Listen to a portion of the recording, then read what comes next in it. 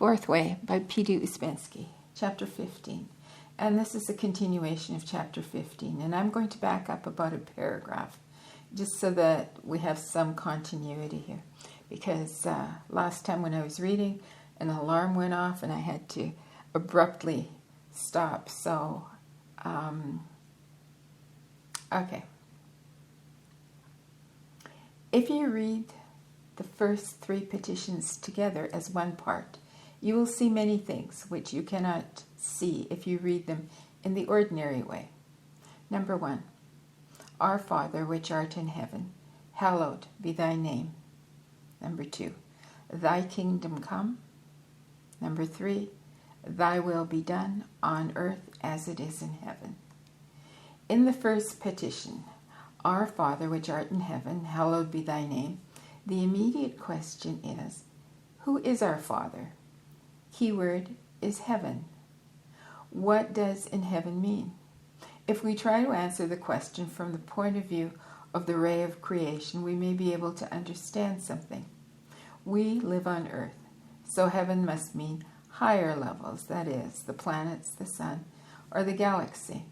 The idea of heaven presupposes certain forces, or certain mind or minds on those higher levels, to which, in some way, the Lord's Prayer advises us to appeal. Heaven cannot refer to anything on the level of the earth. But if we realize that the cosmic forces connected with the galaxy, the sun, or the planets are too big to have any relation to us, then we can look for the place of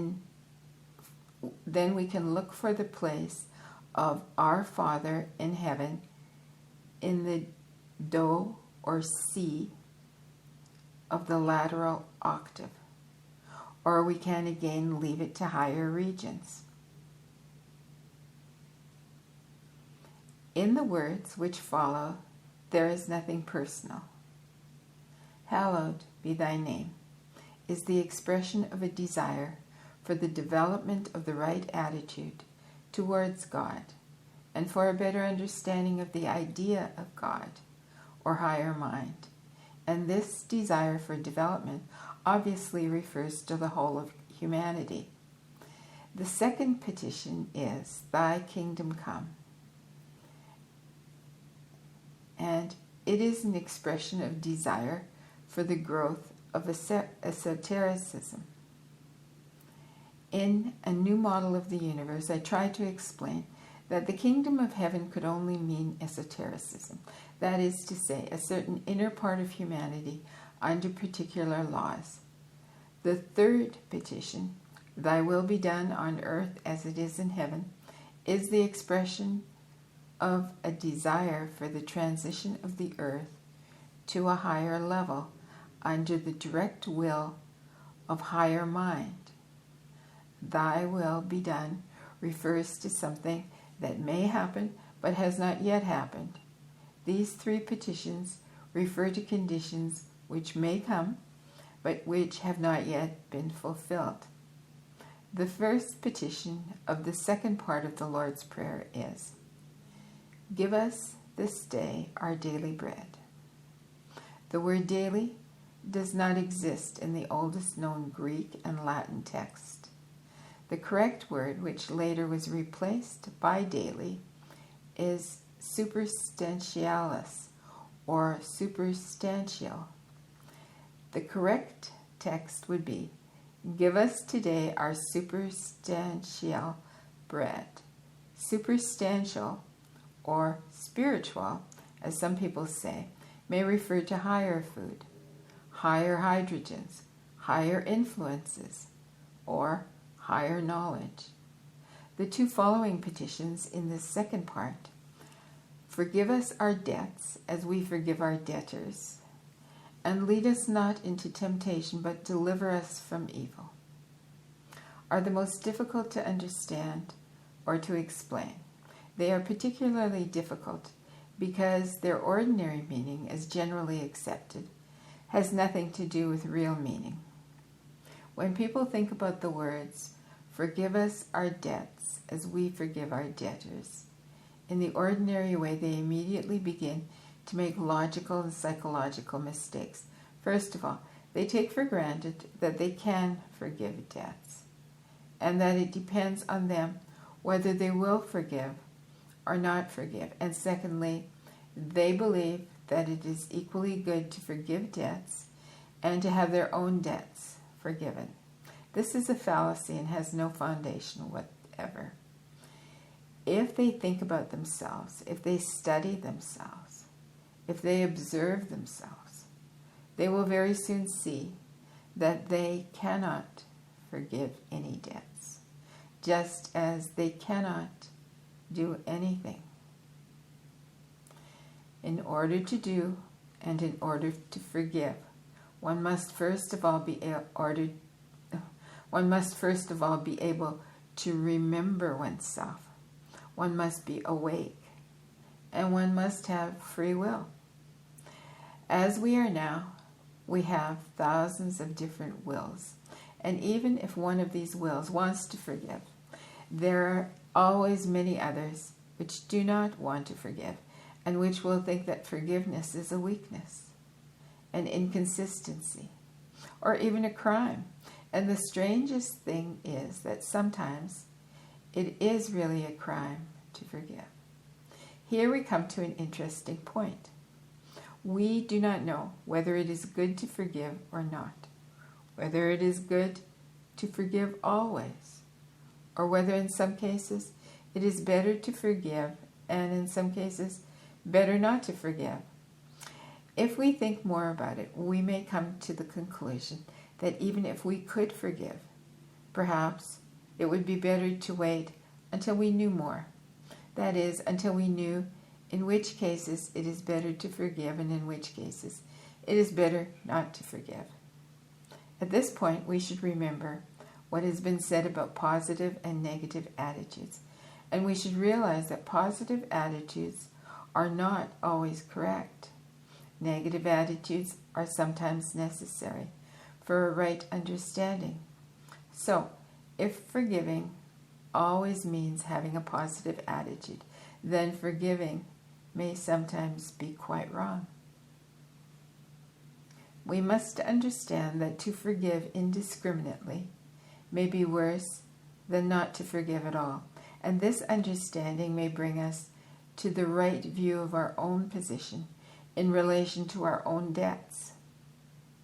Suppose for a moment that there actually was some benevolent, or rather stupid, deity who could forgive our debts and who would really forgive them and wipe them out.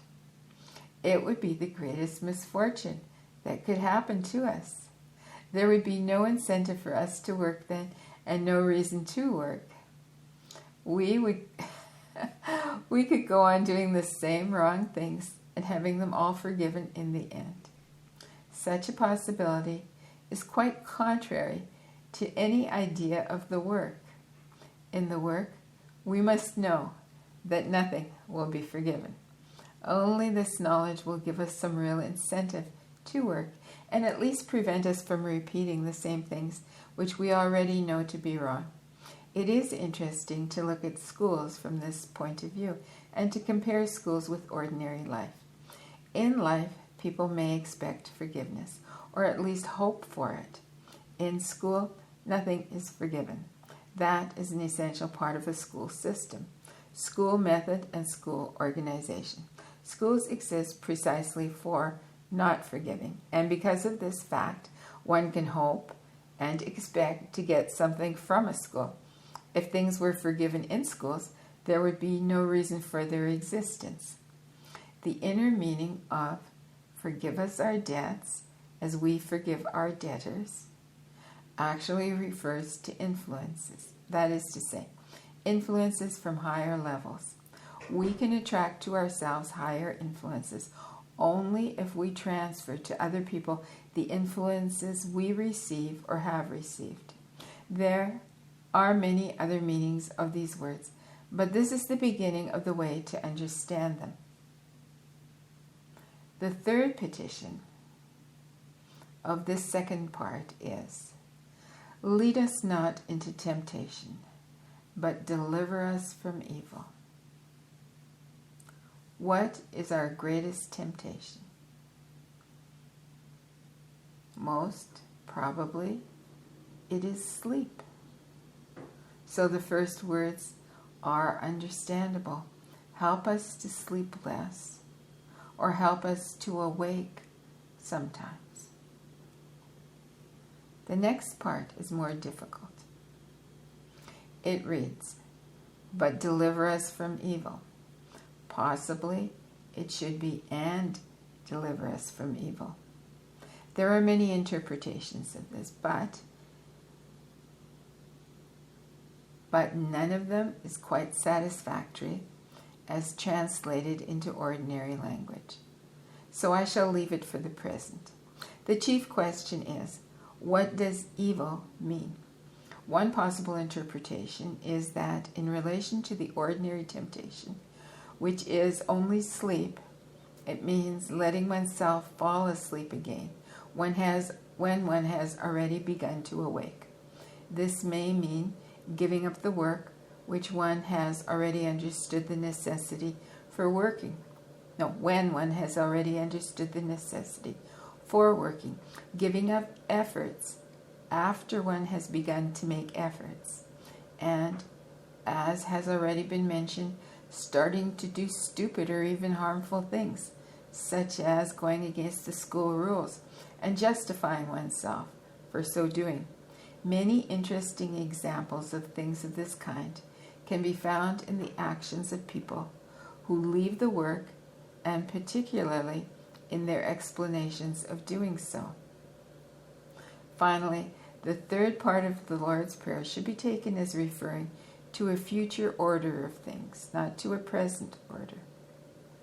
Number 1, for thine is the kingdom. 2, the power. 3, and the glory forever. Amen. Presupposes that the desire expressed in the first part of the prayer has already been realized and has taken place. Actually, these words can only refer to the future. In conclusion, the whole of the Lord's Prayer can be taken as one triad. It cannot be taken in the sense that one part is an active force, another part passive force, and a third part neutralizing force, because all relations probably change with a change in the center of gravity of attention.